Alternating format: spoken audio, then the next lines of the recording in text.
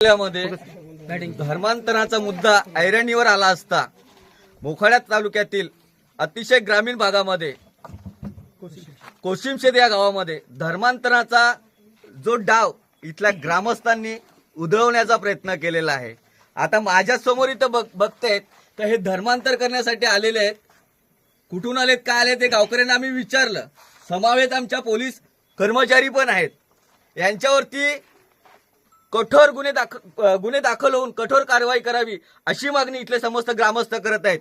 अशा प्रकारचा प्रकार याच्या पुढे घडता कामा नये याची खबरदारी तालुक्यातील पोलीस कर्मचाऱ्यांनी आणि स्थानिक पोलीस पाटलांनी घ्यायची।